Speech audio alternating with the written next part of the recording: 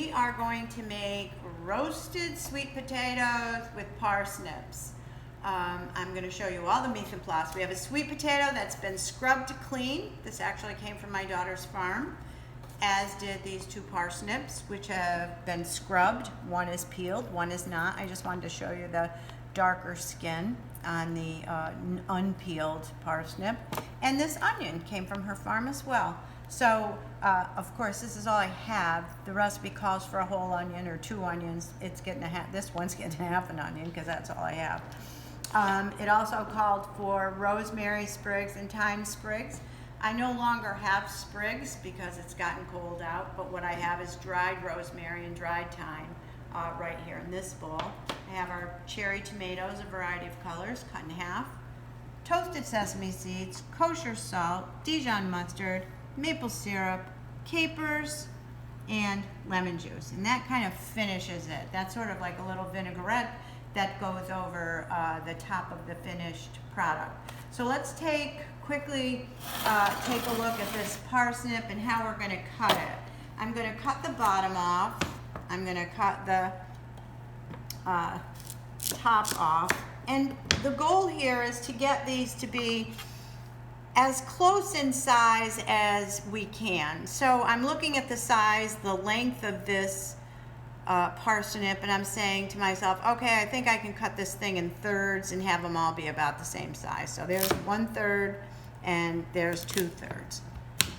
Now, obviously, this is smaller than that, so we need to make this approximately this size. So what I'm going to do is cut this down in 3 parts. I'm going to lay them flat, and I'm going to cut them in equal pieces. Now, Chef Stamets is like brilliant at this knife cutting business. I, not so much. However, I can get the job done. I'm going to cut this in half, and I'm going to split it again, and I'm going to say that we're pretty close in size. All right. Now, next, I'm going to take this sweet potato, and I'm going to cut the ends off, and it's a beautiful orange color. Get rid of that.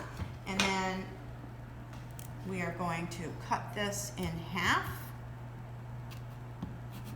lengthwise, turn it up on its side, and cut it in half again. And then each one of these quarters are going to be cut into 3 wedges.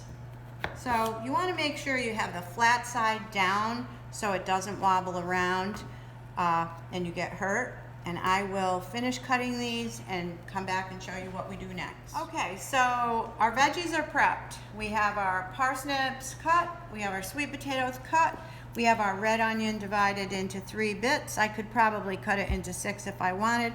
And I have this beautiful head of garlic from the farm that I've cut in half horizontally. So this is the stem end, that's the root end.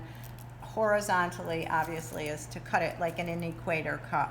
So now this, with the skin, is going in the bowl, and the parsnips are going in, and the onions are going in, and I'm going to take not quite all this oil, maybe a little more than half, and I'm going to take the rosemary and the thyme leaves. I'm taking a bit of salt and a few cranks of pepper, and I'm going to toss them all together and get them all coated, and then they are going on a roasting pan in an oven. And listen, I'm going to say that we need to keep our eye on this stuff.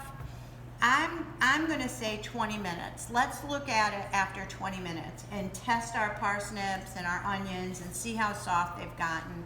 If they're starting to get tender after 20 minutes, then we'll throw the sweet potatoes in with it.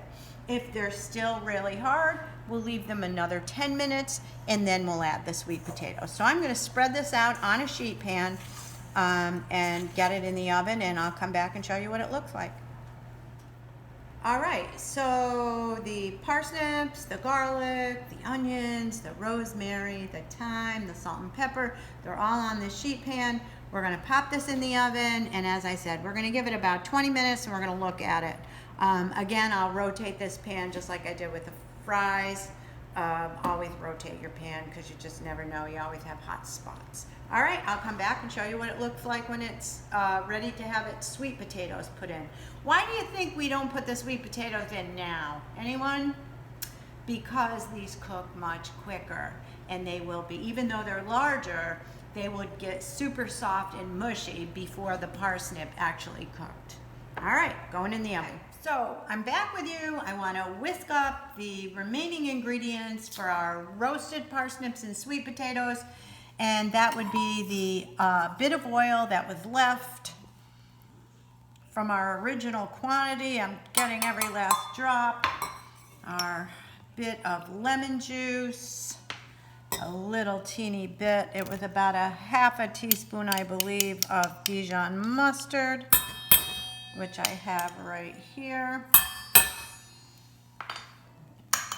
And I'm gonna start whisking that up. Just whisk, whisk, whisk, whisk, whisk. It's a small amount of vinaigrette. I'm gonna put about a teaspoon, a little half a teaspoon of maple. Whisk that up. And then I'm gonna add the capers and whisk them up. And I'm gonna pull our vegetables out of the oven and we'll drizzle them with this vinaigrette. So our vegetables are beautifully roasted. They're out of the oven. They're still warm. I'm gonna drizzle them with the vinaigrette.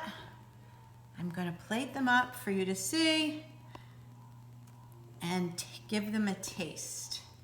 So here is the final product. This is a plated up portion for 2 at least entree-sized potatoes and vegetables, and I'm gonna finish it with a little bit of sesame seed toasted, and there you have it. That is our roasted parsnip and sweet potato dish. I know it was a lot of work, and I know it was a very ambitious recipe, but I'm confident that you could do it well.